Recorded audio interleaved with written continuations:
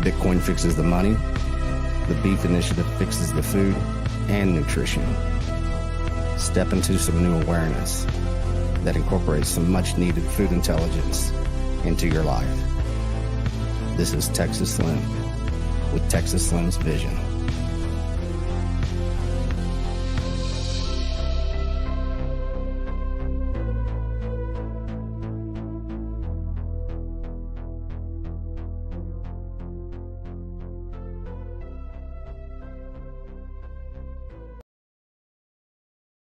Hey guys, Texas Slim here. It's Monday. It's around 11 o'clock Central Time. We're back with Texas Slim's Vision, and we're going to be moving forward today with a very good podcast guest, and it's I'll tell you in a minute. But what I want to tell you first is that we are podcasting 2.0. We can stream sats now. We can stack sats. We can boost. We can all kind of decentralize our communications thanks to Adam Curry, thanks to Mr. Robot for getting it set up and working with Adam Curry. For you guys out there, if you stream sats, hey, I'll mention you online. Let's get started from this last week.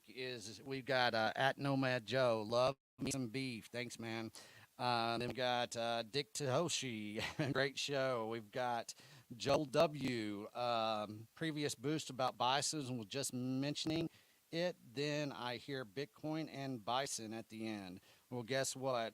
We've got some bison coming into the story of the Beef Initiative, and I had some pretty good developments this past weekend. At Joel again, hey, thanks again, guys. We've got some sats coming in. We've got a lot of people starting to pay attention to podcasting 2.0.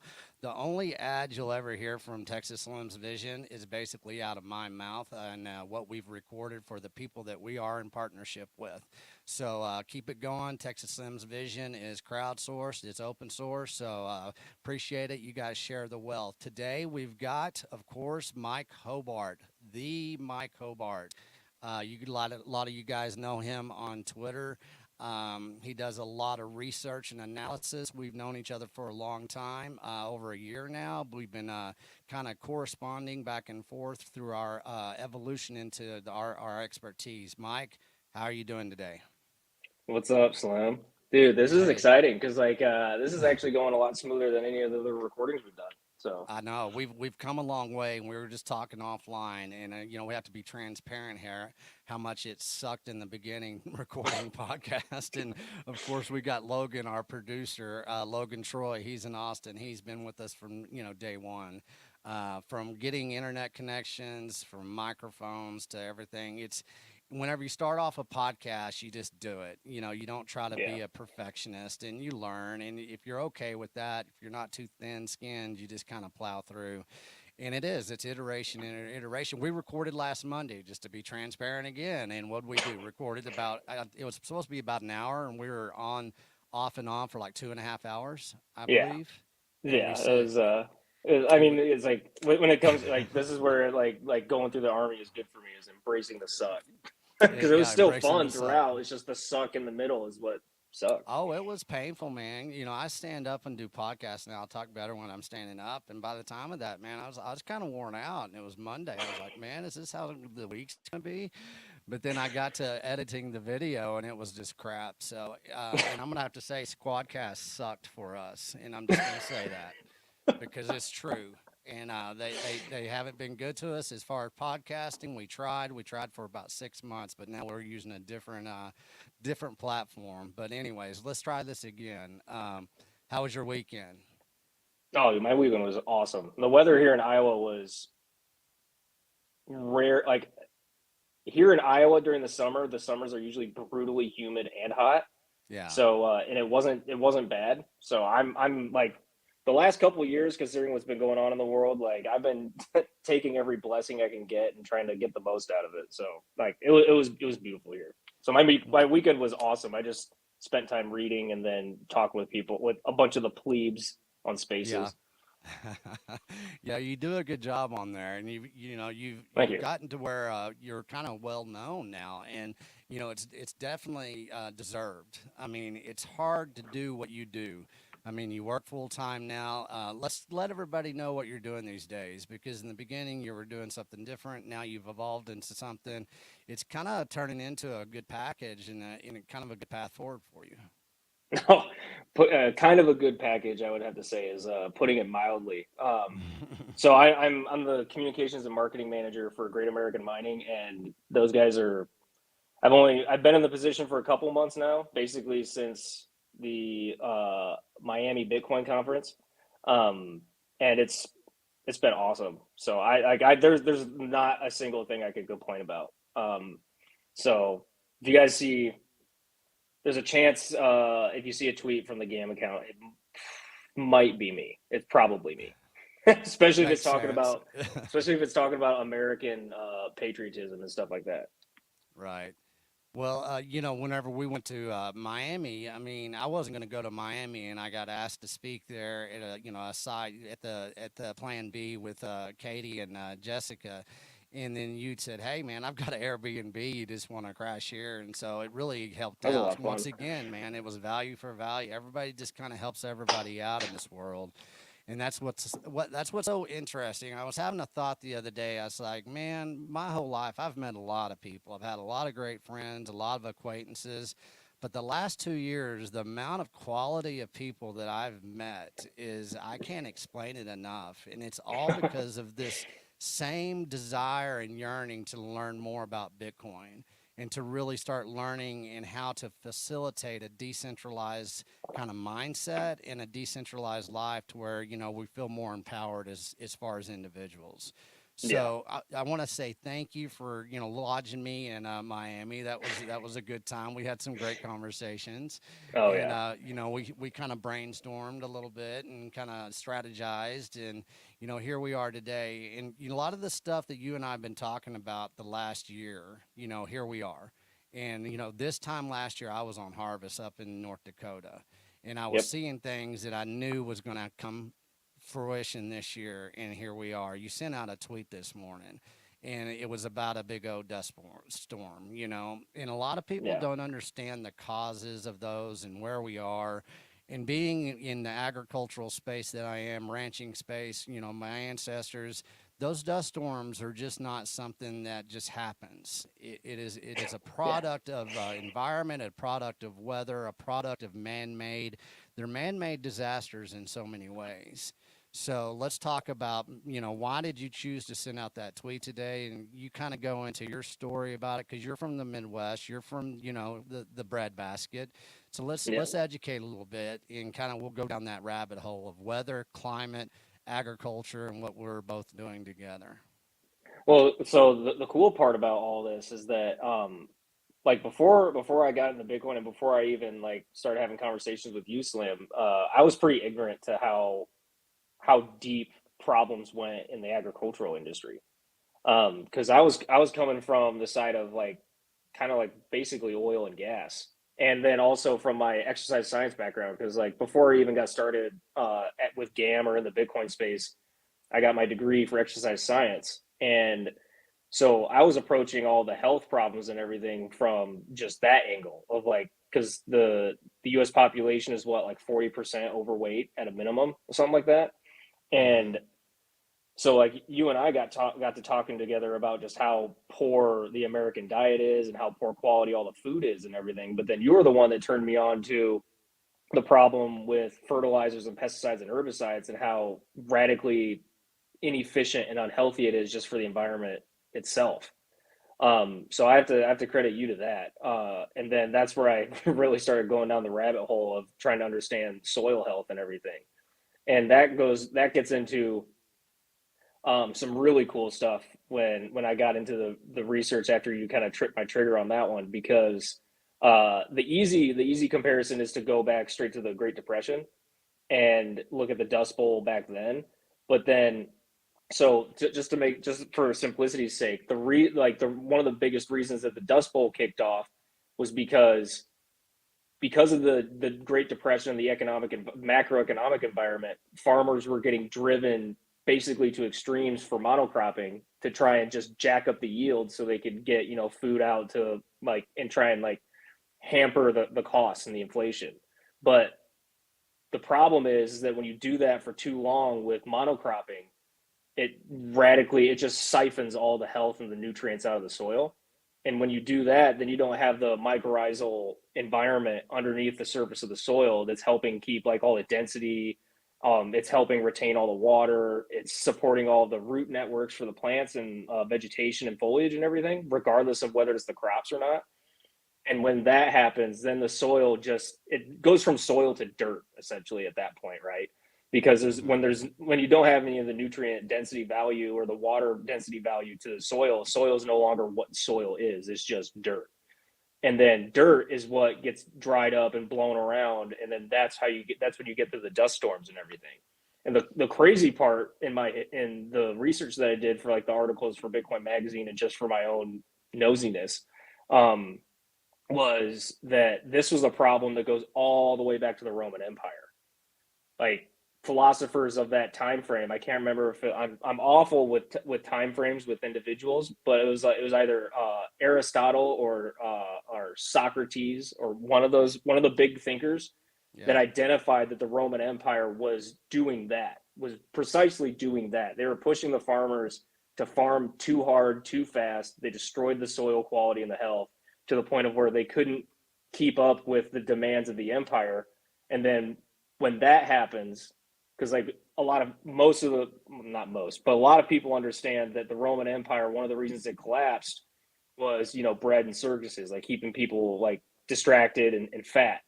But when you run out of the capability to give them free bread, which is what the Roman Empire was doing, everybody starts to get hungry, everybody starts to get mad, and then things go haywire pretty quickly. And then like Yeah. because like you kind of like place like where we are now, like here, right? And then the Great Depression here, and then the Roman Empire here, and like the the last two are not good outcomes, right? And then you look at where we are now, and like there's a lot of parallels that don't don't scream excitement. That I mean, that's how I'll put it. Well, they don't scream excitement. The similarities are, what people don't understand. Everybody does not realize that history, might not repeat itself, but it sure does rhyme. And we always think that we have this sense of entitlement that we're not going to have to battle the type of suffering and the type of outcomes that had happened Yeah, before us.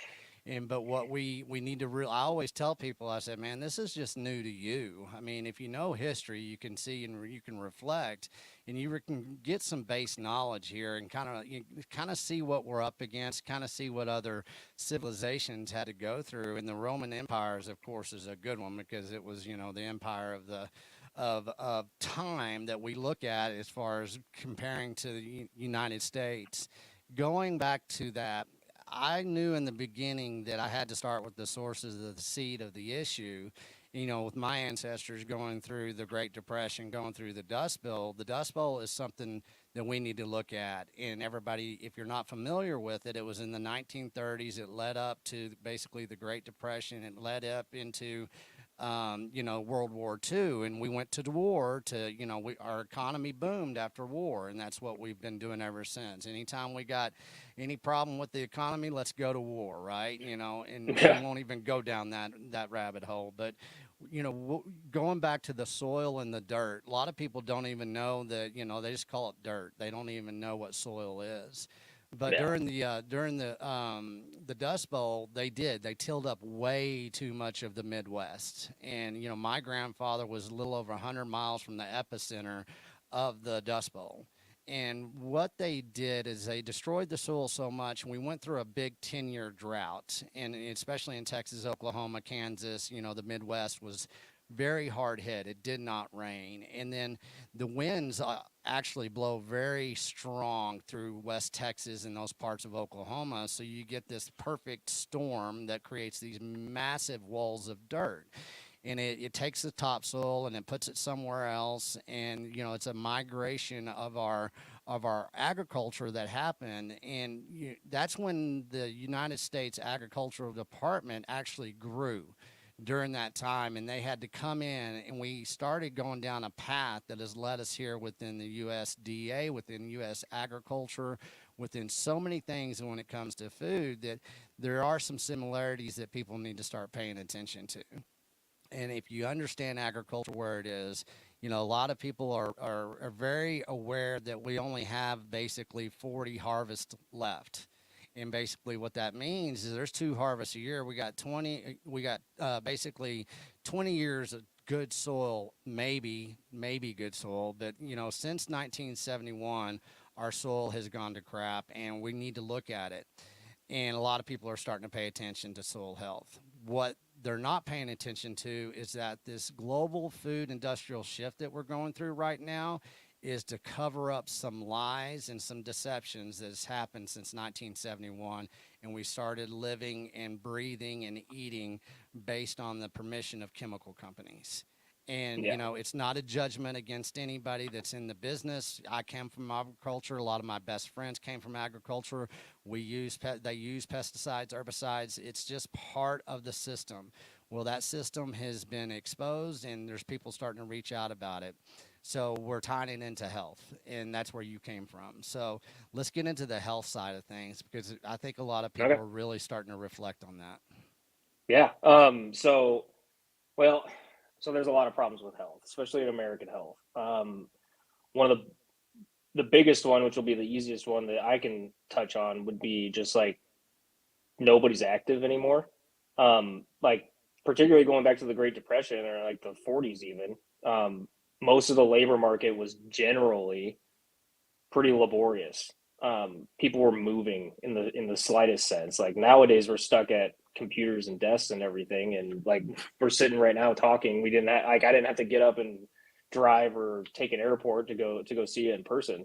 Um, and then like just on the same thread, there's just less participation in like the American education system, which is like as far as sports goes, which is like we don't need to get into that rabbit hole because that's another problem with along the same like tangent as war in America. But so with regards to health, the one of the biggest problems, which is what you and I started going off on a tangent, was the American diet. Um, you can talk about fast food. You can talk mostly you want to talk about processed foods, which is just about damn near everything. Um, and you can talk about processed foods in the sense of we're providing what we call foods. It really just means that they're technically edible. I wouldn't necessarily label them as food anymore with what I understand about them. It's really more just like an industrialized um, artificial amalgamation of nutrients in a form that tastes good. Doesn't necessarily mean it's food because there's a lot of compounds that are accumulating in our bodies that are causing all sorts of inflammation that is not good. Because in the body, inflammation is largely actually a pretty natural and healthy process. Whether it's getting like a viral infection, the body will kick off inflammation to try and burn out literally the virus or slow down its reproduction rate to try and like squelch it out of the body. And then there's like when you're working out, like for everybody that that's like me that actually likes to work out, like inflammation is a natural process that helps the body adapt and grow muscle. But when you're getting the inflammation from the diet, it's something entirely different. Um, and then we can also also tie it into the agricultural and the farming. There's also the fact that because our soil health is so poor, what real foods we do have, they're not as nutrient dense, especially the ones that have been significantly GMO'd, like corn or spinach or apples. Basically, everything that's in the grocery store, like everything Yeah. is so much larger than it naturally would have been. Um, so like if like the way I like to describe it is if even if you were keeping the nutrient density of the soil equal, but then you were selectively breeding, which is basically GMOing, selectively breeding these crops to grow bigger, but the nutrient base isn't growing at like a commensurate rate, then when you have the size of the fruit going up and nutrient density staying the same, then the nutrient density of what you're growing is going to go down because the actual mass of the plant or the fruit or the vegetable or whatever you want to talk about is increasing, but the amount of nutrients within it are either equal or less. That's what I don't think a lot of people are thinking about that. No, they're not. And to that point, I saw something. It's like it takes 6 pounds of spinach to get, the nutrient value of 1 pound of spinach from our past. And you talk about Jesus. GMOing and everything. Well, now they've last year I talked a lot about, hey, look at the labeling laws, look at all the things that are changing and how they're really manipulating just the language around food. And GMO is going bye bye, and everybody's like, oh, GMO's gone bye bye. No, it's now called bioengineering. And bioengineering is on the packages now, and it's a little barcode, and they don't have to say what bioengineering is. You have to scan it with your phone, and like you're exchanging Bitcoin now. And basically, you go to a terms and services agreement, and it tells you everything that is bioengineered and what it means. And so, And then they it's can just track your phone activity and everything ding. too. There you go. Here we go. So there's so many things that are going on with food. They're digitizing food in such a way that people are, and nobody would know anyways. You got to spend a lot of time, but they're Yeah. digitizing our food in certain ways. They're GMOing, bioengineering it in a way to where it is, we're overfed and we're nutritionally starved. And that's Yeah. and humans have never looked like this before. We've never suffered this type of metabolical failure. And if people are not aware that we are going through a bankruptcy of our metabolical health, well, it doesn't take long to look. And we talk about it all the time. Look at the pictures before 1970. Now look at the pictures. You see it more and more on Twitter. But what Yep. we really need to reflect on is a nation of a health is basically the biggest epidemic that we have going on right now. And they're about to Exactly. ramp it up some more because the lack of true food intelligence in our consumption models.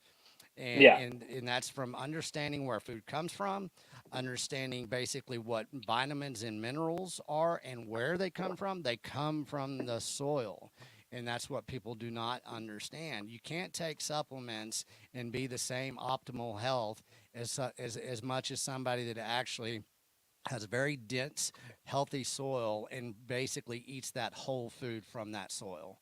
Yeah, There's a and like, and real quick go ahead. on that tangent, because I mentioned processed foods, but my brain is still foggy because I was helping my sister move before this, so like my brain's all over the place right No now. worries. But with the processed food stuff, what people don't give enough credit to, or ignorant to, or just don't want to think about, is that for the body to effectively use compounds in food, whether it's healthy or not, they have to be like the best resources are going to be bioavailable, which means that they're occurring in a chemical structure that occurs naturally, which means that our bodies, like that have evolved over however many hundreds of thousands of years, have like over that time period, over like evolution and everything, and just exposure and adaptability, which is what our bodies are designed for.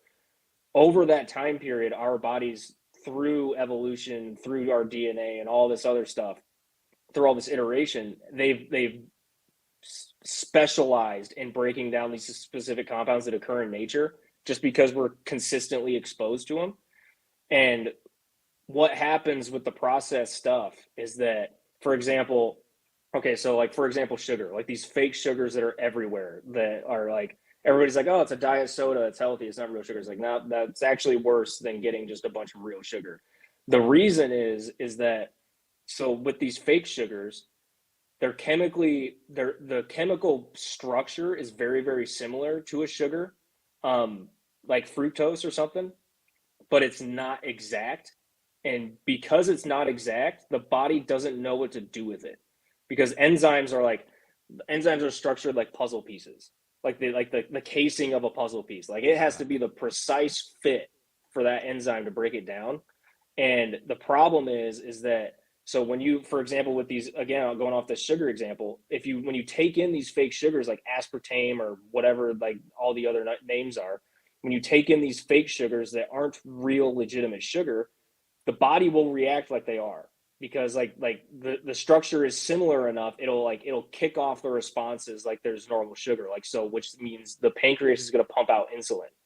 But when that happens, the insulin gets to this fake sugar and it sits there and it looks at it, it's like, you're not what I am here for. Like, I'm supposed to be taking out this other guy. So it just moves on. And so you get the exposure to the insulin, right? But then the Yep. sugar doesn't go away.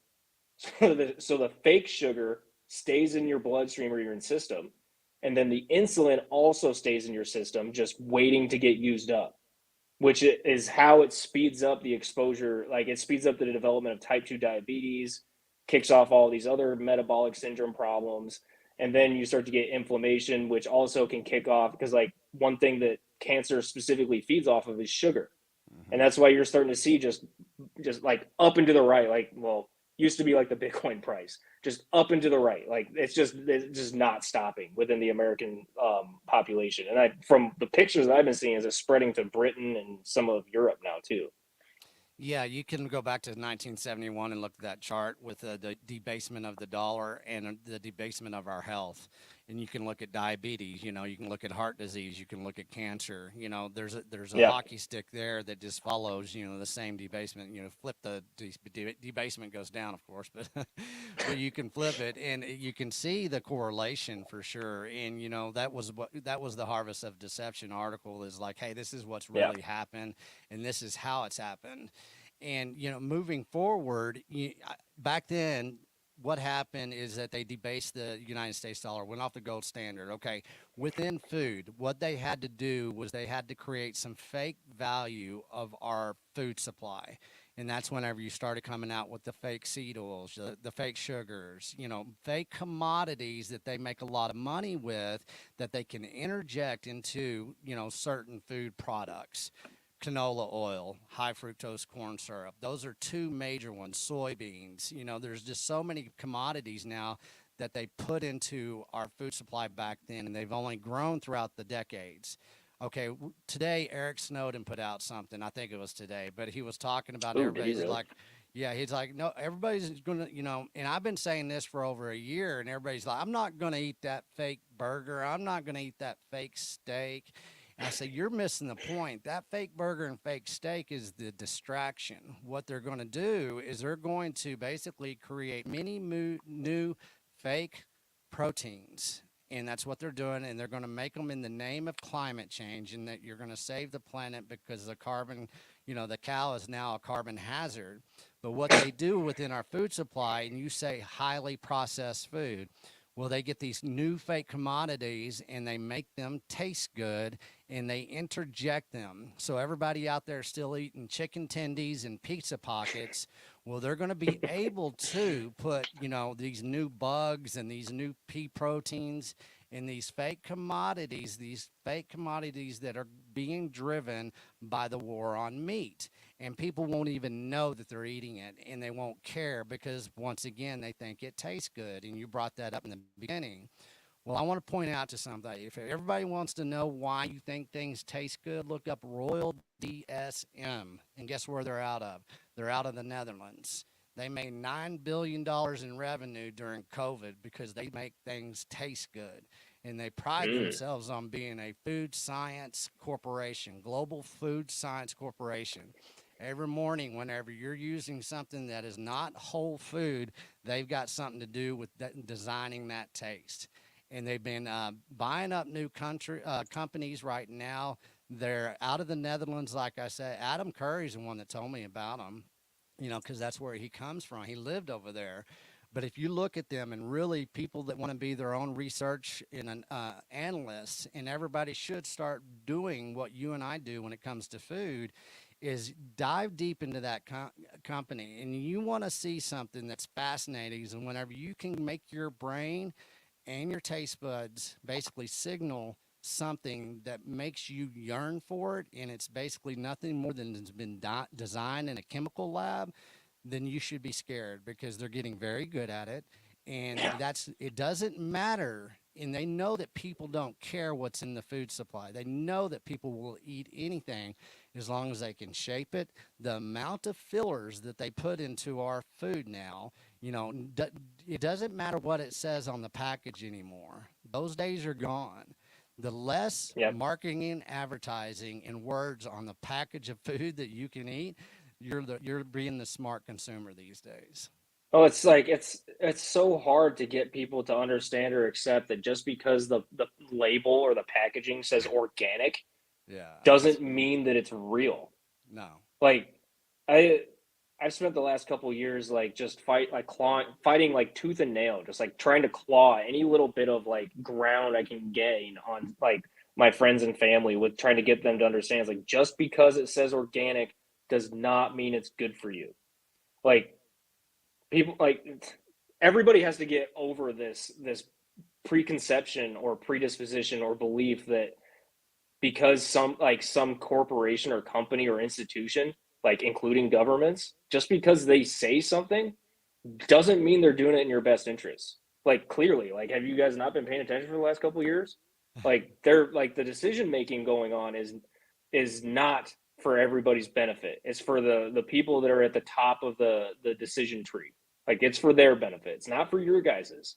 Because if this was if health was like our government's main concern, whether you're talking about United States or Europe or abroad, if health was the real concern, they would have been pushing. I'm not talking. I'm not trying to get conspiratorial or anything, but for the last 40 years, every government, every municipality, and every company across the world should have been pushing everybody to work out, like specifically to grow muscle, eat good food, stop drinking as much alcohol.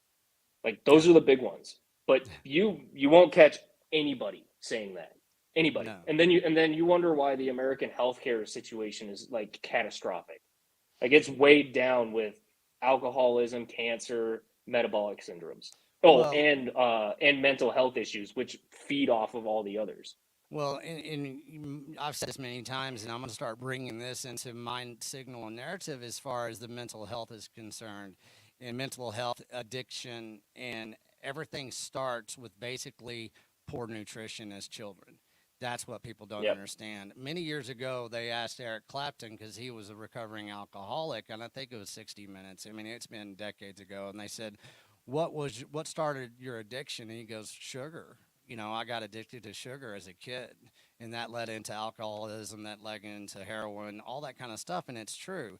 My father counseled for 25 years, and he counseled women. And basically, one thing that he saw that was prevalent was low self image, low nutrition. And Mm-hmm. people don't understand that addiction right now, you look at food is a drug.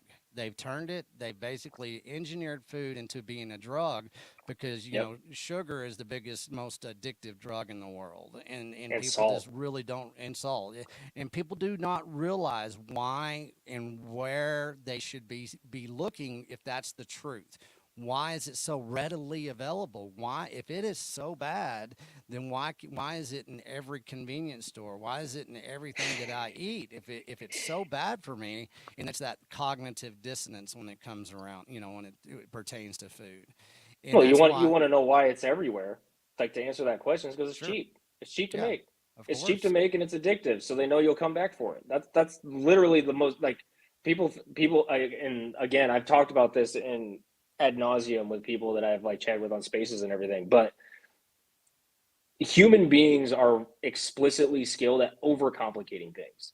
Like yes, the most simple solution is usually the proper solution, and the solution to this one of these problems is the fact that it's like sugar and these processed foods. They're easy and cheap to make for these companies. That's why they push it everywhere. That's why. That's all you need to know. That's well, because that's the reason. and let's put it. And why is that? Well, we look at food and we commoditize food, we subsidize food. We make it to where we can make it cheap, and we can make it to where there can be disasters in crops, and people are going to still get paid to make, to grow these crops, and basically, people don't understand what yield means when it comes to crop. And whenever we went, let's get Yeah. into fructose. Whenever we switched into high fructose, you looked at the type of corn that we actually raised and that we actually harvested in the United States, and how much it has changed throughout the years from GMO going into, corn being used for ethanol and high fructose corn syrup. And Which by ethanol is saying that, bad for engines to begin with. of course, I mean, once again, it's another subsidy basically that happened. And Yep. it just, it takes a lot of time to understand it, but you don't have to get into analysis paralysis when it comes to food. You got to just keep it simple. It's so Yeah. simple, it's confusing to most. They complicate it, just like you say. And that's, that was why I created the Beef Initiative. It's about dense animal protein that comes from good soil, that's got dense nutrients and minerals, and use the cow as a land tool and as a consumption model to basically be a vertical integration back into human health. And that's what we need right now in this nation Yeah. and across the world. And if people can just accept that, and it's like there's no idealistic thing going on here. This is not trying to push one industry over another industry. This is not about trying to judge vegans, vegetarians, and carnivores. This is about pure food and basically feeding your family the best food that you can eat so you can be the best person you can. It is Yeah. so simple, it's complicated, and people that get in these arguments and they get in analysis paralysis, you're working against yourself and you're playing a game that I'm never going to play because I know exactly how I feel, how I live, how I was raised, and I know what the truth is when it comes to my consumption model. And if people can just accept that, acceptance is the key right now. It's not a judgment. There's people going from, right now we had somebody in the chat room, 400-pound uncle basically from diabetes, and he can't give up his sugar, and that's Yep. just a typical thing. And being addicted to something, you look at an alcoholic that tries to detox off of alcohol, it's dangerous. Well, alcohol is nothing but sugar, right? So you look at the consumption of sugar in the United States, and I heard that it's something like we used to have like 3 pounds of sugar that we averaged about consuming. Now it's up to I think 119, 129 pounds of sugar is the average. And then you look Uh, about what happens with that consumption. Well, you look at diabetes, okay? 1 out of 2 Americans are now diabetic or going towards diabetes. Okay. Jesus. Now let's look what does it take to supply insulin for a diabetic? $900 a month per, and everybody in the world that needs it, that requests it, gets insulin because it's subsidized by the United States government from a pharmaceutical company. So you look at And you this, got to keep it refrigerated too. you got to keep it refrigerated. You got to keep that wheel going. And I went into a health clinic about 3 or 4 months ago, and I'd been working with them a little bit in the community, and I went in and I saw everything because they treat a lot of diabetes and they treat a lot of the minorities and part of the poor community. And they had the chart for diabetes and what you really need to do. Not one place, and this is a medical facility, not one place did it say decrease your intake of carbohydrates. Of and course not. people and people don't even know what carbohydrates are and what truly every carbohydrate that they need to stay away from. And even saying that, how they build carbohydrates now to where you think it's healthy, going back to your grass or your organic. It doesn't matter what it says on the package anymore. Organic doesn't matter anymore. Grass fed beef doesn't matter anymore. And unless you know who's producing your food, that's where you need to start. Find somebody that produces your food. Or free range chickens. I think it's like what, like a 4x4 like pen is enough to count. Yeah, Like, yeah. Free range no. eggs, all that, once again, all that idealistic things that they play on, and no sugar added to your ice cream, no sugar added to your kids' juice. There's so many things that people just don't understand to circumvent around. So, well, we've identified a lot of problems, and we know what's going on the macro level. Let's get back into kind of what you've been seeing on a macro level. The Netherlands, Sri Lanka, the debasement of monetary value, and how all of this is happening with money. Well, it's all happening with food and agriculture too. They're Yeah, symbiotic. well, so like the wild part, the one of the things that's like pushing, one of the biggest things that's pushing all the monetary debasement across the world is really the energy situation. Right.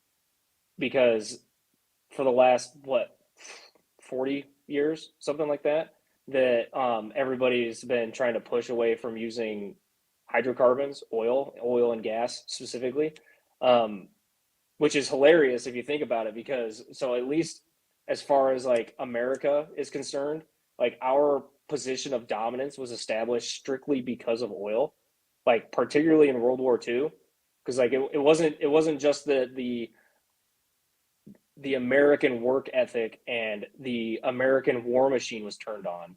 It was it was capable of being turned on. A by our oil resources, but B, I might be incorrect here, so somebody can in the chat or somebody later can correct me at a different time. But if my memory serves me correctly, on D-Day, when we had like the biggest land invasion in history go down, at the same time we also connected I believe it was an oceanic pipeline for oil to Great Britain to help support like the war effort, which I didn't know about. Like that blew my mind. I did not know that. That makes D-Day way more important than just the amount of lives lost and cost in order to get where we did. Mm. Um, but what's going on across the world that everybody's been watching is like while oil has been spiking in price and natural gas has been spiking in price, the rest of these countries that have to import their energy from the resource providers like America, Mexico, Canada, Russia, Saudi Arabia, Venezuela, I think Iran exports, I can't remember. Mm. But like all these countries, like they're capable of producing, but there's obviously more demand than supply, so price goes up. And then you have these countries like Sri Lanka that imports their energy. They had to print more money in order to get it. Well, it ended up like spiraling out of control. And like now their people are pushing back. And then you like, so if you look back at Europe, like the farmers in the Netherlands, Poland, Italy, Germany, I think that's the major ones. There's probably more by now. I haven't been watching over the weekend, but these guys are pushing back for the same reason that farmers in the U.S. are starting to push back because the cost of fertilizers, pesticides, and herbicides that we talked about that they can't like because they're monocropping, industrialized monocropping, they can't like produce a yield without it because their soil health is so degraded. So like and oil is a major input for all of those for fertilizers, pesticides, herbicides, and that's not touching on the diesel fuel that they have to use for the equipment or the diesel exhaust fluid, which I mean I think that's more of an American thing than anything. But all of these Yeah. all these inputs are like extremely important and they're becoming extremely expensive now. So like it's pushing a lot of farmers literally to the breaking point and they're starting to uprise and it's like, hey guys, like we need more oil. Like we can't do this. Like you can want all the food, like you can desire all the food you want. But if we're not capable of producing it, it doesn't matter. And you look at the Netherlands specifically, and I believe like the government policy is working on just seizing the land from the farmers Oh, that's instead the of yeah. like paying attention and doing the smart thing. They would rather just take the land from the farmers, continue to degrade the soil, and then literally follow in the footsteps of the Roman Empire and not learn a damn thing. No, that's been the plan from day one with the Netherlands. And we look at what the farmers are fighting back. They're protesting. They're doing their blockades. They're doing everything they can. And what people need to understand that this is already played out in the people that are seizing this land. They're gonna pay them off. They're gonna seize their land. That land's already spoken for. And once again, this is a 10-year plan for basically, the regulatory capture of that land is going on globally. And right now, people are paying attention to Sri Lanka and Netherlands. But within the Netherlands, and this is going to be interesting how this truly does transpire because you brought up a simple fact about diesel. They're using their big machinery right now to do their protests. And they're basically leveraging everything, every tool that they have to protest against a machine that's already the contracts are signed, the governments are lined up, they have their police forces. This is happening, and people don't understand that the reason they're going to be successful, one of the major reasons, is because our consumer demand is basically pointed directly at these corporations that are actually taking the land and the animal out of our food production and putting it into the labs. Hence, fake meat, hence vegetables that they can grow indoors. They think since they've destroyed the soil in the ways that they have, that they can now create a whole global food industrial shift that takes the food out, the seed out of the soil, and puts it into the lab. This is not something new. They've been working on this for decades. Of course, the major consolidation of these food corporations happened in 2017 and 18, and it's basically, you look at that same time frame, all the chemicals, all the pharmaceutical companies, and all the food corporations, there was massive consolidation, and this is where we are right now. I hope for the best for the Netherlands. But if you look at master plans in the Netherlands, that land is already spoken for and they're going to move forward. So we'll see what happens. Everybody keep on support and everybody keep this awareness going on. But do not be surprised whenever you start seeing these farmers having to sell out. And these farmers have been on that land for hundreds of years, way Yeah. back when, way before America was even America. So this is a major reallocation of assets that's going on globally. And let's focus back on the United States of America. Major asset reallocation is happening in the United States of America, and nobody's paying attention to it. They look at the Netherlands, they look at Sri Lanka, but you look at farming and ranching alone, the last decade, we've lost 40% of our ranching access. We've lost ranchers, we've lost the land, and basically what it is, it's a major asset reallocation. How's that done? Well, you got billionaires, Bill Gates, you got shell companies buying land, got China buying hundreds of thousands. China's already bought 200,000 acres of farmland in the United States. Everybody looks at Bill Gates. He's got 250,000 now, roundabout, close to it. And everybody doesn't understand, why is this happening? Well, they own the minerals. They own the mineral rights. They own everything that it is that produces food. It's just not the land itself, but it's also the mineral rights and the water rights. And so How if you much? put us, How much of the available farmland is that? Do you know? man, I haven't It's broken it four hundred down fifty because, thousand acres. yeah, that's right at 200,000 for China. Yeah, it's about 450,000 acres. I don't know, and we have to make that clear. It's farmland. It's just not the land in the United States, but it's actually farmable land. And so we'll have to go into that and kind of see if there's a good metric that we can look at to be able to do a compare contrast on this. Yeah. And so as we move forward, though, I'll speak to the ranching industry in the United States. Being the war on meat right now, most Americans, we're getting to where more meat is being imported into the United States, and that's what we're consuming. I call it the Brazilian cattle drive. Brazil basically exports 2 million tons of beef, and a lot of that comes to America. America exports out of the United States of America 1.4 million tons of beef outside. That's damn good beef. We still grow the best beef in the world, but that beef is going to China, it's going to South Korea, it's going to Japan, it's going to the highest bidder. And that's what a lot of people don't understand, because they don't understand where their food comes from. And Yeah. this is when I say, the global food industrial shift, processing plants are being redesigned. You look at all the ones that are being firebombed across the world now. They're done it in the Netherlands against Bill Gates's fake meat factories. But what this is an industrial shift. And you look at an industrial shift. You look at, whenever the steel industry. You look at the printing press. Those are industrial shifts that happen globally. Well, now food is the target. Well, you want to just briefly on the importation and exportation of food. Mm-hmm. Uh, so take the over processed food that we talked about with the inflammatory response and all that stuff. Funny thing is, on top of like the metabolic syndromes and the cancers that we've already talked about, I believe, if I'm not mistaken, some of the health research that's come out in the last couple of years has determined that the autoimmune allergic responses to foods are like inflammatory related.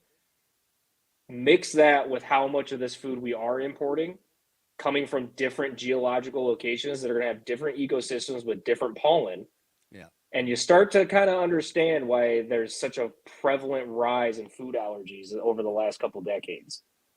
Like, people, like when people want to be looking at like trying to figure out why we're having all these health problems, start looking at the food. Like, you'll Yeah. start to understand pretty quickly. Well, and we've become so complacent, whenever we look at food, and that complacency is basically been engineered by a yearning for convenience. And whenever our grandparents and our ancestors, especially like my grandparents that I reflect on, they basically looked at food as a survival mode, right? It was a survival mode. We have to have a Yeah. good year. We have to think ahead. We have to raise our animals in the right way. We have to treat our soil the correct way. We have to be this so we can have a strong family. We have to feed our family, then we have to feed our community. And Yep. that's how we got to where we are. But mostly in 2022, people don't even know where we came from. And then that's actually a big net positive today for the individual to be able to go back and look at that and say, okay, well, I know the world is kind of screwed up right now, but what I can do, because it is daunting. I mean, you and I could sit here for 5 hours and we could take small little breaks and we would not even touch the surface of what's really going on right now. In my brain, I have to turn it off and I say, okay, well, I'm just going to keep it simple and I'm just going to live like granddad did. And so I'm going to figure it out. And that's what I've done with the beef initiative. And it's taking off in a way that, I hope for, and people are starting to pay attention. And I think with this signaling that's coming out, what's happening in the Netherlands, what's happening in, all of Europe now is protesting, because they're afraid, that their land's going to be taken away. They're going to ESG everything, they're going to use climate change, all the lies that they basically have been able to generate. Well, us as Yep. individuals, especially us as Bitcoiners, us in agriculture, us that in health and nutrition, we need people to understand it doesn't have to be that daunting.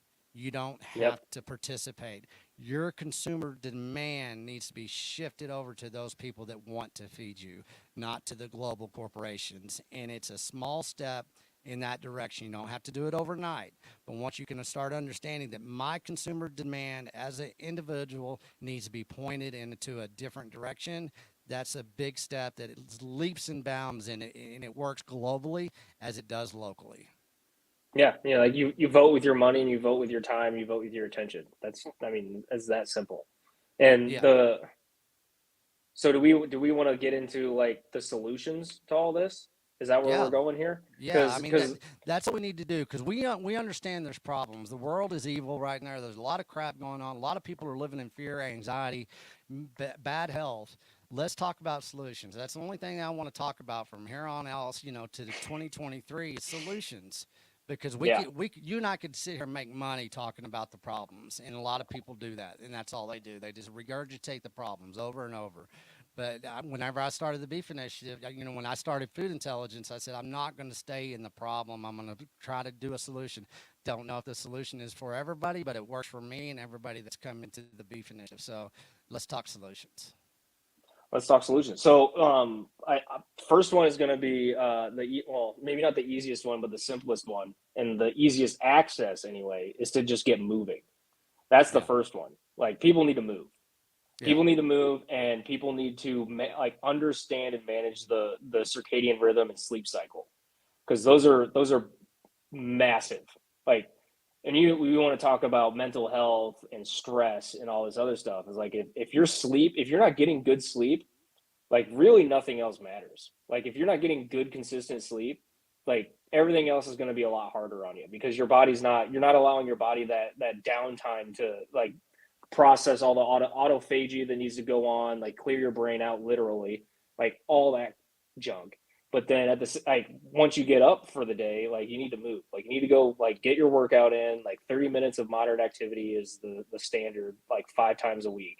Um, I'm more of the bodybuilding, like CrossFit kind of powerlifting mentality. I would rather see people out there trying to lift heavy weights and struggle because there's a lot of lessons you can get out of that. But the other solution, another part of the solution is going to be what Great American Mining is doing.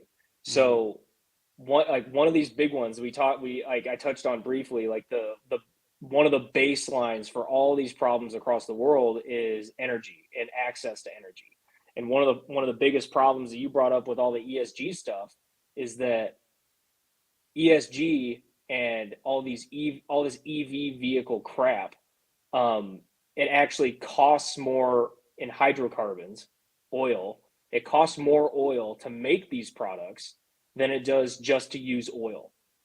So A, you've been had right there from the get-go. Um, but then, so like, if that's true, then we need more oil, right? And Mhm. if you guys have read Fossil Future, if you haven't, I recommend you do it. It gets a little redundant because Alex Epstein really tries to drive home and like clearly lays out the process of like his argument. But oil is the reason we are where we are today, because literally everything that you touch, at least in America and like and the developed world, literally everything you touch is made out of oil, or it's made with oil. If it's not directly made out of oil, it's made with oil and made with products made from oil. Yep. So if we are where we are today because of oil, then rationally thinking would mean that we need to utilize more oil to get better technologies and then get to that next level tier of like civilization, like nuclear, for example. Nuclear facilities have a lot of computers and a lot of cement. Both of them need a lot of oil. So we're going to need more oil output, more oil production, because we've also radically like improved the refinement process and how efficiently we're using all these oil products. Because for example, one of the easy ones, asphalt on the road, is like one of the crappiest byproducts of using oil and oil refinement. So we just drive on it. I'm not saying that it's a healthy or it's a good thing for the environment, but we've just gotten better. Like that's an example of just using every single aspect of oil that we can. And if we need more oil production in order to improve the standards of living across the world, not just fix the problems in the US and in Europe and in Russia and all these other developed countries, like we want to get everybody else on this planet up to like at least a standard of living that we have in America. Like whether it's South America, Central America, whether it's Africa, Southeast Asia, India, Middle East, like it doesn't matter. We should all want everybody to like be able to enjoy the same levels of comfort than we do. We need more oil output. We need more oil production. And in order to do that, we need better incentive structures, not just the pumping of oil and being able to make money off a barrel of oil. Like Great American Mining, like we're like, so one of the interesting parts of pumping oil is you get associated that you tend to get associated natural gas with it. And most pumping stations don't get enough natural gas with the process of pumping oil to justify either piping it out or liquefying it. Liquefying it is a very energy intensive process. It requires a lot of refrigeration and an obscene amount of filtration. Like you have to get every molecule of water out of that so it doesn't freeze. And a lot of the oil producers of these pumping stations, like I said, they don't produce enough to justify. It's not economical to do either, because if you're going to pipe it, you obviously have to pay for the piping, and then you also have to have the pumping station or the compressor stations to make sure the pressure is maintained so you can pipe it however many hundreds of miles you need to. So most of these sites, they decide to just flare it because that's more environmentally friendly than just letting all the methane and the butane and propane and other associated compounds going with it. It's better than just throwing it up into the atmosphere, because while the climate change thing has been largely catastrophized, that's still bad. Like you still don't want methane and all this other carbon dioxide and all these other things just thrown up into the atmosphere, because it's still bad. Regardless of the catastrophization that's been happening for the last couple of decades, you don't want that. So the cool thing about Great American Mining and what we're doing is we're taking that natural gas, instead of just burning it, which at best has a combustion rate of like 92%. It can get down to like 60% depending on the winds. Like out in North Dakota, like they'll have sustained consistent winds all day of like 50 miles an hour. Combustion rate isn't going to be that efficient at that point. Yep.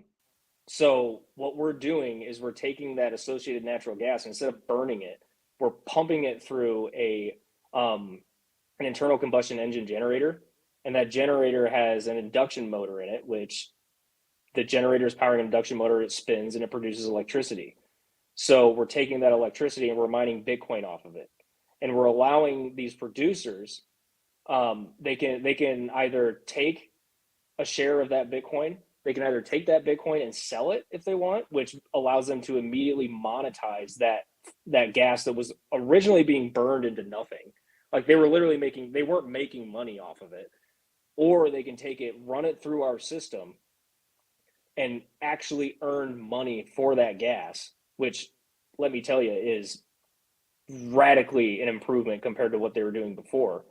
But at the same time, because it's running through an internal combustion engine and that combustion rate is 98%, we're also reducing the greenhouse gas emissions. And one of the things that I'm working on quite a few essays that we're going to be pumping out through our website for Great American Mining here soon. One of the big things about that, like why that's so revolutionary, is that one of the thing that's holding back the oil and gas companies from pumping oil, aside from the ignorance on the public side and the politician side, the biggest thing that's holding them back, they're not capped by oil production, they're capped by greenhouse gas emissions. So if we're reducing the amount of greenhouse gas emissions that they're pushing out, then they can effectively increase their oil production output. And they're making money off the Bitcoin that they're mining with the emissions, and they can make their money off the oil production. Like you can't like there's no losing there. And then everybody benefits because like one of the biggest things for pricing of anything, of any good or service, is the cost of energy it takes to produce the good or service, Yeah. specifically the good, because most services are based off goods. um so just by like chopping each line down the block, like down that process, we can incentivize greater oil production and generation. You flood the market with oil price comes down, cost of goods can eventually go down, because one of the other things that people don't understand with the oil situation right now is when cost of oil is super cheap without Bitcoin being involved, when cost of oil is super cheap, when the barrel of oil is cheap, these companies aren't incentivized to try and increase output. Right. Like there's just no economic incentive. So right now it's getting to the point of where they're starting to get incentivized. But here in America, because we've got an administration that is trying to blame the oil and gas companies, claiming that they're extorting the market, which they're not. Like it's just Bitcoin is basically the solution that everybody's looking for, but nobody wants to talk about Well, I mean, that's the FUD, that we get daily being in the Bitcoin space is that, it. Yeah. this is definitely, once again, we're in an information war. And what you just said, as far as being a solution, it scares the crap out of the people that are trying to, really promote the climate change narrative across the world. Once again, the solution is so simple, it's complicated. And that's where it's going to get very, important that what you and I are talking about today starts being spread out to everybody that has any type of access to be able to utilize like what Great American Mining is doing. The whole ethos of Great American Mining. Well, coming, from the ranching perspective of things, there's a lot of ranchers out there that have old gas wells. You have Yeah. people in the Bitcoin space. You look at Marty up in Tennessee, what they're doing up in Tennessee. They're basically, instead of blow off now, they're mining Bitcoin off of natural gas, just kind of like what you said. But Yep. they're also growing soil because they have the land tools, they have cattle. So you have this energy will that I talk about, and it just feeds off itself. And Yep. you can mine the Bitcoin in ranchers. That's what I'm really like the Colorado conference that's happening this week. On Friday, starting kicking it off on Friday in Colorado. Wish I could be there. I know, man. It's going to be. I'm excited for this one. But we are going to go ahead. We're going to have audio, video. We're going to capture everything. We're going to create a All right, dope. content library so people will be able to see it. In time. When we cut it up. But what we're really doing in the Beef Initiative is we want the ranchers in the ranching community across and the agricultural community across the United States to understand that mining is a solution to fight what's going on. And just think if they were able to, look at the state of Texas. In the Permian Basin alone, we have enough oil for over 200 to 400 years to supply the United States of America without question. There's no oil shortage, and the amount of natural gas that basically you can look at is pretty much in state of Texas. You want to talk about natural gas? I grew up smelling sulfur. It's everywhere. At certain places you go in Texas, it's just natural gas. And that's because of blow off, that's because of it's wasted. And there's so much Yep. leverage, but required to be able to leverage everything as far as what you're working on, what Great American Mining is. we got to bring the education. And that's Yep. what we're ramping it up. We're even going to have a mining educational series within the initiative. Right now, we're just doing the why of Bitcoin and helping the Yeah. ranchers understand the why of Bitcoin and how to get to self custody. Basically, we're going to do homeschooling and we're going to do mining. Those are the next three things that we're going to do. We're working with different companies like Foundation Devices.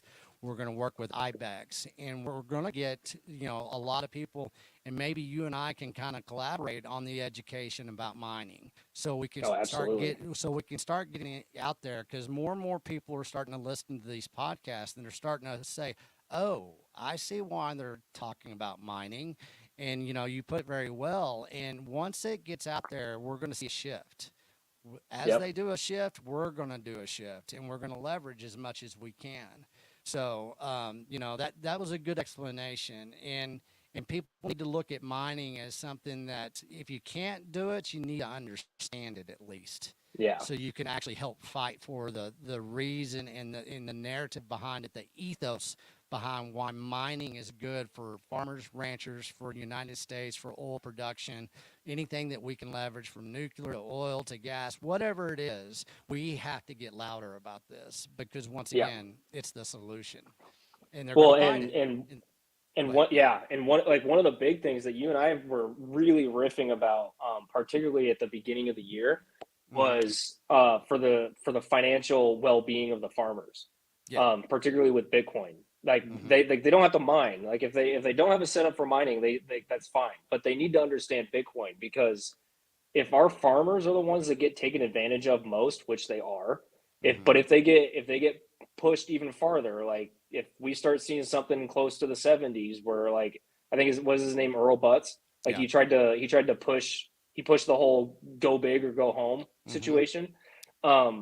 If it gets to the point of where our farmers are economically pressured, financially pressured, which they are, because some of, like most of them, from my understanding, are swimming in debt. um, Most Americans don't understand that there is a possibility, or like there is a strategy for a centralized government and banking system to utilize what's called a bail-in, Yeah. which is what happened with Cyprus back in like 2011, I think, where their debt, they could no longer facilitate their debt burden, and they took money from their citizens. Like as long as you had X amount in your bank account, they took like 75% from you.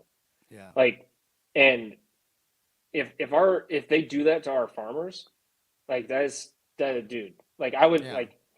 I would much rather, if that situation happened, that like our like if every one of our farmers had like 1 to 10% like of their wealth in Bitcoin, so that couldn't happen to them. Mm-hmm. That's that would be phenomenal, because like regardless of the amount of debt, that like whether they need debt to facilitate like the equipment for their livelihood or anything, if they don't have enough funds to at least feed their families, that's the problem. Like that is Yeah. the problem. Like if we can't keep our farmers going, because like out here in Iowa, it's not necessarily that a lot of these men and women are making a ton of money. They love it. Like they have a huge point of pride in like providing the food for not only the country but for the world, because like Iowa corn goes international. Like it helps Sure. a lot. But at the same time, it is being like co-opted to field the ethanol situation, which is really more of a problem than a solution. But they still feel pride, because they feel like they're feeding the world. So I mean, like Bitcoin Well, is more important than everybody wants to give it yeah. its time and credit for. Well, in that the awareness of all the importance of Bitcoin and in the clarity of it all, it takes time. It is that education, but Yeah. it basically is driven by one thing more than anything: suffering. Only time Yep. that change really Unfortunately. happens is suffering, and we're about to go through some suffering. And I always say this, it's my little moniker, is like, you better be prepared to engineer some your own suffering before the suffering gets engineered upon you. And Yeah. that goes against, that goes with the ranchers, the farmers, us as individuals, us trying to help them out, every individual, because within great suffering, you receive joy in kind if you do it right. But going back to what you said about Errol Butts, let's look at what happened in the 70s. Okay, we had basically monocropping, go fence to fence, or you're out of business. That's what happened. Okay. What happened in the 80s? Well, we had Farm Aid. Guess what? All the farmers got bankrupted. They had to auction off their land and their equipment. Okay, well, what Yep. happened in the 90s? Oh, well, we had NAFTA. Okay, well, what happened after NAFTA? Well, in the year 2000 and 2010, we had major food and chemical corporations that put even more of a debt squeeze on the farmers and ranchers and the landowners in the United States.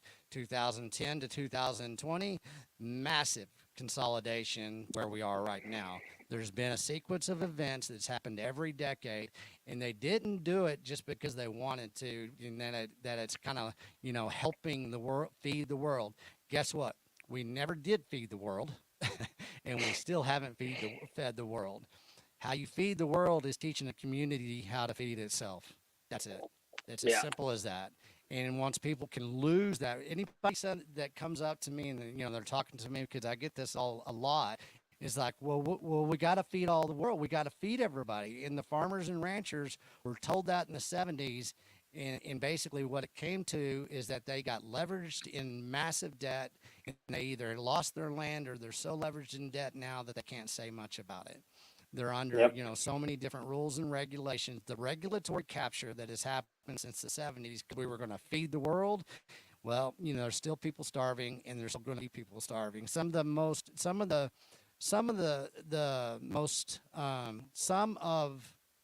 third world countries that we look at that we feel sorry for, they have better nutritional value than we do because they know how to feed themselves, and they do it from a local and a community standpoint. And if we can kind of start thinking like that, it's like you need to be consuming, like you said before, the allergies and everything. People don't understand the importance of basically eating the food that was basically raised on the soil in which you stand on. And Yeah. and that's just a good perspective to have. And everybody has to engineer their market access from there. And that's where the individual comes in. That's where the Bitcoin mindset comes in, saying decentralization, ethos, open source, communication, sound money, sound health, sound communications for a sound future. Yeah. And you mentioned how over the next couple of years you're gonna like people are gonna need to engineer their own suffering to better be prepared for it. Mm-hmm. Um, One of the reasons I keep talking about these essays, these blog posts that we're going to be pushing out through GAM, I keep talking about it, but it takes a while to produce these because I am having to like do the research myself, but then also obviously confirm it and then like structure it so that it's easily legible and you can follow like the whole process. Right. Um, One of the like I've been you and I have been saying specifically for the last couple of months, including with our buddy Magoo on Twitter, um, for quite a while now that like things are going to get worse for a couple years before they get Yes. better because one of the like the big one that I went on that little mini tangent on here for was around like the importance of oil. Um,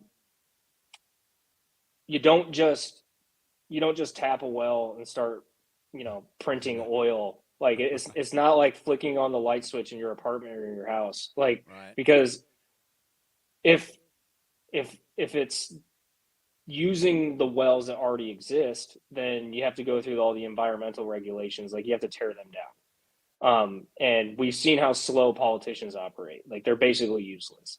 Um, and then, so if we can't rely on the regulatory process to actually do what's needed to be done, then you kind of look at the tapping and exploration of new wells. That takes even longer. Like that can go. So on shale oil, like shale deposits here, like in the U.S., like you can go a little bit faster from what I've been reading. But the conventional oil well can take anywhere from 5.5 to 13 years to the point of getting to production. And it can take anywhere, like once it gets to the point of production, it can take anywhere from what I've seen, like 3 years to 30 years, depending on the well. Um, and that's not including the process before you even get to identifying a location for a well. You also have to do the seismology and topography to understand like where the good spots are, and that alone can take over a year in itself. Yeah. And there's massive capital injection necessary across the board for all of this. So if if our world leaders don't do the smart thing and basically throw a lot of the environmental regulations out the window to get oil production ramped up to alleviate this problem. We're looking at a, I've been telling people a minimum of 2 to 3 years of significant difficulty before we start climbing out of this. And that still requires like our world leaders to actually, wake the hell up. Yeah. Well, and right now they're not going to. I mean, a lot of the world No. leaders, I mean, we're having a shake up. People, prime ministers are resigning. They're just getting installed. People get installed different. They're, like I say, the contracts are signed here. The fertilizer shortage, that was, you and I was talking about this last year at this time. So it's been a year.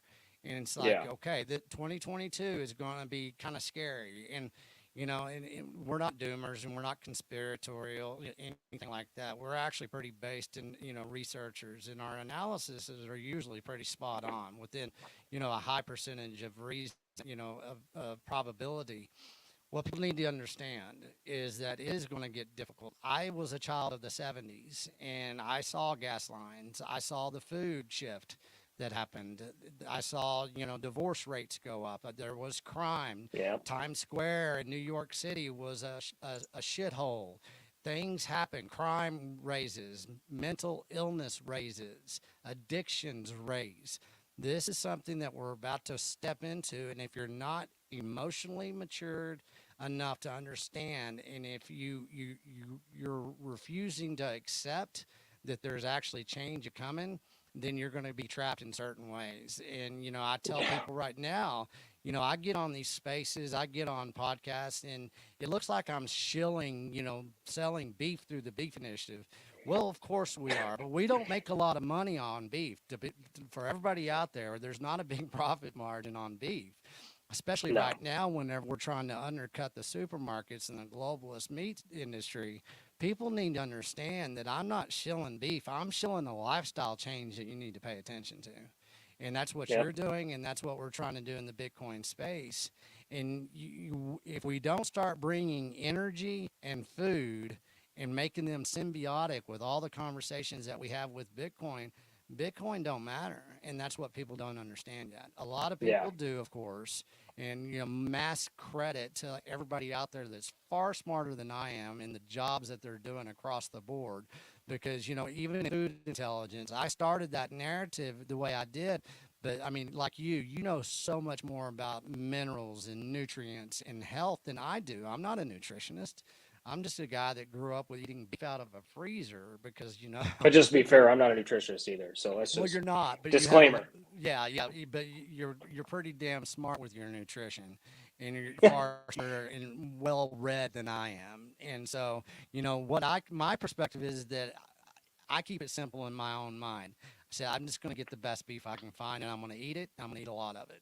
And that's how I look at it, and it's done me good. And I'm going to do, I'm going to make some announcements that let's get to the Colorado conference. We're running about an hour and 20 right now. Let's get to the Okay. Colorado conference. These conferences are about education. They're about a lifestyle change. They're about basically doing a vertical integration back into human health, starting with the regenerative mindset and the decentralized mindset. And they're a different type of conference. We made this one. Jason Rick of Rick Ranches in Crawford, Colorado, hell of a rancher, man, and he's hosting this, and he is phenomenal as far as understanding Bitcoin and understanding how he leverages it and how he's leveraging it to where he is thriving right now in the ranching industry. It's not saying that he's getting rich, but he has a roadmap now that he has a lot of confidence in because his input costs are low. He's regenerative. He's leveraging Bitcoin in a way that is helping him. So these conferences are like that. We're bringing a lot of good speakers in. Go to beefinitiative.com. Go look at our conference. You can still get tickets. I have to say that because you need to get to this conference. Just go ahead and don't be afraid to FOMO in here because it's going to be worth it. And but we're going to have other conferences. We're going to have a conference in Georgia in September. I'll be announcing that this coming week, and that one's be exciting. We're going to basically, that's going to be a food intelligence summit, and we're putting all the dialogue together on that. But each one of these conferences, we're going to be talking about food. We're going to be talking about mining, energy. We're going to talk about homeschooling, everything that a Bitcoiner needs to be paying attention to. We're going to try to provide the solutions for them. So, Nice. on that on that on that note, though, what is your path forward from here on out? What does your year look like now, as far as Great American Mining? Y'all have some good plans moving forward? You guys getting Yeah. kind of knocked around a little bit? What's going on? No, surprisingly, we're not getting knocked around too bad. The guys that are heading, like actually steering the ship, they are much more forward looking than I would have expected, like on the outside before I got inside and like started actually like communicating with the team and everything.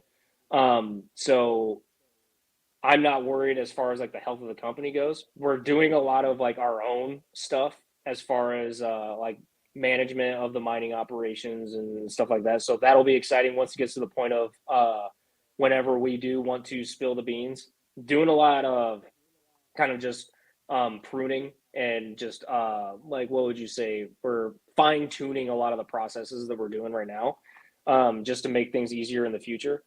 And then on top of that, obviously there's the essays and the blog posts to look forward to.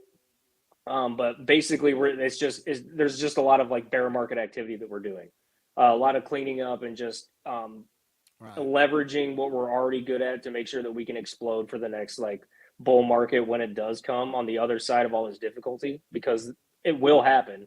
It's not like we like you talked about how we're not doomers.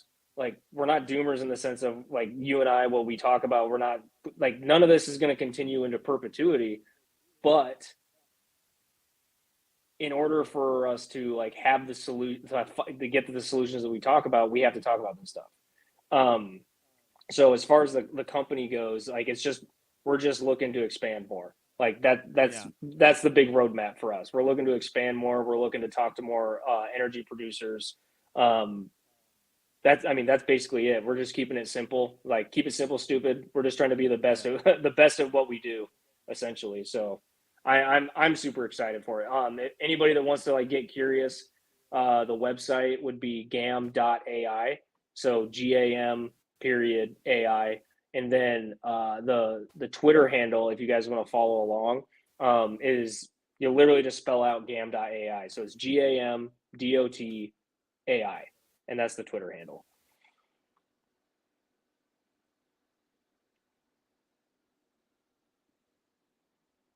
Slim, did we lose you?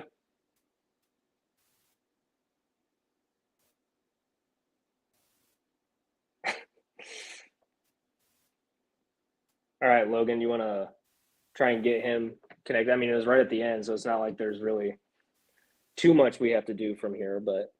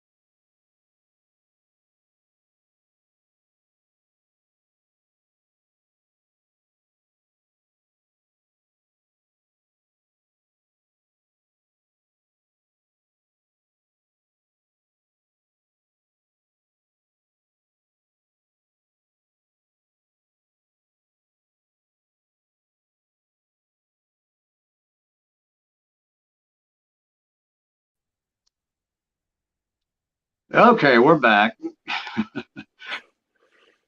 Mike, right at the end. yeah, it's perfect, right? So I could hear you start going echo, echo, echo. I was like, all right, here goes the internet again. So grab my Nice. phone. Here we go. Great cast, Mike. Thanks everybody for sticking with us today. Everybody, let's pay attention to energy. Let's pay attention to everything that we're talking about, this food intelligence, mining. Let's all start having these conversations. Mike, man, I always appreciate you coming on the show. Let's keep the conversation going. We've got some good history of kind of helping out some people with the narratives and with the education. So keep on doing what you're doing, and we'll talk to you soon, man. Take care. Awesome, man. Thank you. This is a lot of fun. We'll do it again soon. Good cast, man. I appreciate you. Take care. Yeah. See you, bud. All right. Here at the Beef Initiative, we encourage all you ranchers out there to tell us who and where you are so we can let everybody know. They're looking for you. This time I'm shouting out K&C Cattle out of Austin, Texas. KNCCattle.com. Cole, he's a fourth generational Texas rancher. He knows what he's doing.